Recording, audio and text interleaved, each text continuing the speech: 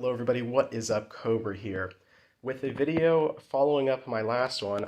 It's basically my personal review of my game Central Alliance. Now, as I've described in a video about a week ago, I basically took the kind of map art ideas of the original 1980s Milton Bradley Axis and Allies game, and then the Central Powers expansion I can't remember who it was made by. I don't think it was Milton Bradley, but it was basically a kind of reskin of Axis and Allies from the 80s, where you basically reset it up with World War One pieces. It really didn't feel like World War One. The pieces were kind of World War One reminiscent, but just the way the game played, it really wasn't the best interpretation of it. But this is basically, I was like, we have so many World War II games, especially kind of mainline Axis and Allies. We've got so many variants of global war. We've got North Africa now, Guadalcanal, D-Day, Battle of the Bulge. So many World War II variations, and then World War One has only gotten one launch from Axis and Allies. And basically just being Europe and Africa here. Definitely, the major theaters, the biggest fronts of World War One, but just that one game, not any theaters or anything. And then we've got the Kings and Kaisers. We've got historical board gaming's 1914, and even my Powder Keg 1914. But all those games too, they do have World War One at a global scale, but it's a huge game. I love those huge games, but they take forever. And, the second you bring friends over that aren't board gamers, they're going to see that and say, nope, I'm out of here. So, what I really came into as a concept with this was, what if we have a kind of simple, simplified map World War One game, similar to in the spirit of the original Milton Bradley Axis and Allies. A long game, but a manageable board game. And so for that, I've basically, made this, and, it's printed bigger, definitely, but, you could print this at the scale of the original Milton Bradley game if you wanted to. It's definitely just nice to have some more space up there in Europe. But yeah, so basically after that concept, I really didn't have to get too complex with it, which I was surprised about. You really don't need all these little nitty gritty additions to make World War One at a global scale feel fun. One great example of that is in Asia here. I was pretty surprised that, even I've used things like a Chinese Civil War to kind of ramp up conflict in this region. But as you can see in this game, China's neutral.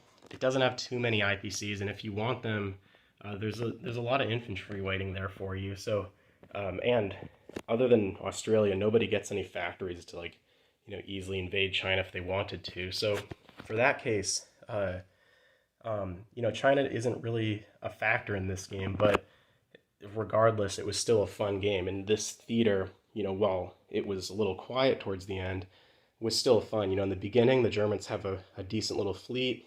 They've got transports. They can launch invasions if they want to. The Allies are, of course, countering them. You've got Japan up there with, working with Britain, and the or the Japanese army there was basically being transported down to help out. And then later game, we even had some German surviving raiders and transports come back, and we had a little late game assault on Australia, which was pretty interesting. Um, and then even here, it basically can provide some long-term goals. It was fun seeing the Ottomans come in here finally to India, but had they done that 5 turns ago, maybe they might have kept pushing. In Global War or not Global War, Axis and Allies 1914. India is the last stop. If the Ottomans ever get there, they stop there. But now, again, if maybe they had done this a little earlier, now maybe they keep pushing to Burma. Maybe they even take China because they want some more IPCs. Or maybe they build a fleet and start trying to come out here to retake their islands. So there's definitely a lot that can happen in these games that I really like. South America maybe could use a little bit of work, but one, the Mexicans have the option of joining the Central Alliance. Colombia, Ecuador, or joined America, and all these South American nations can join America, similar to the economic conquest rule that's in the Axis and Allies World at War game that I've also put out for free. Um, and then even up here in Europe, there isn't, there's less territories than Axis and Allies 1914, but it was still really fun. You had, of course, the battle for Russia with all these territories here, a little bit more movement. Um, and then even the Western Front, Belgium's extremely strategic. Not only does it control the Danish Straits, but it has a minefield, so it kind of prohibits a little bit of Allied movement if the Germans can take it. So definitely, there's just a ton of fighting back and forth for that. And then once the Germans can take that, there's all the Allies are throwing forces into France. So, and then of course Italy as a secondary. And even though these are just two territories, it was still fun. You'd be fighting, you'd retreat from the combat.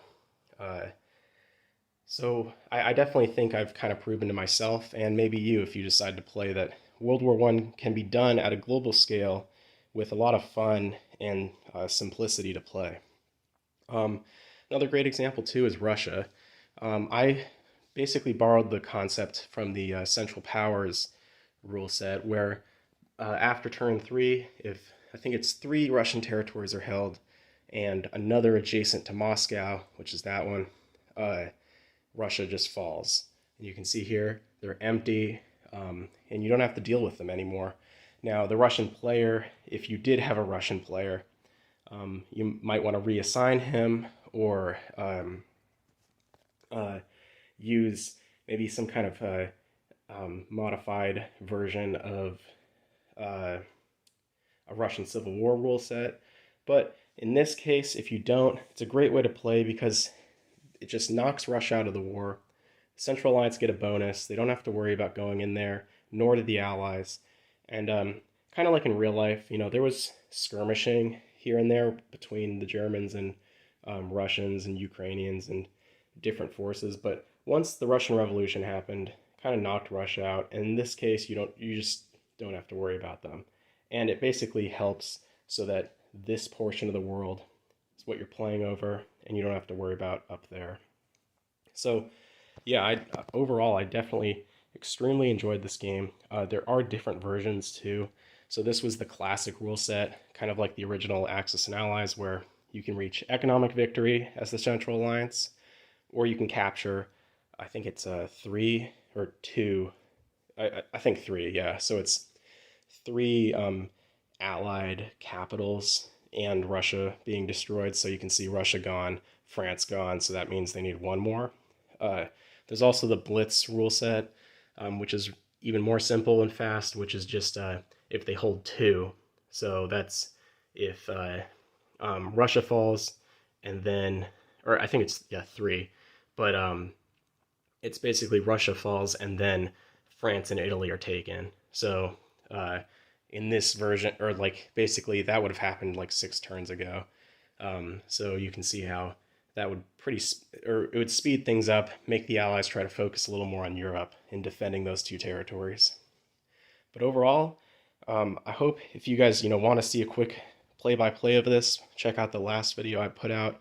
But overall, I really hope you guys just print and play it. Play it with World War II pieces, using the World War I rules just to test it out, see if you like it.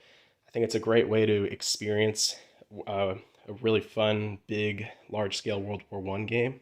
And yeah, hope you guys enjoyed this video, enjoyed the last one, and enjoy playing this. Post some pictures on the Axis and Allies Facebook page, or post them and pin Cobra Wargaming on Facebook. So yeah, I hope you guys enjoyed taking a look at Central Alliance, and I hope you're looking forward to playing it for yourself.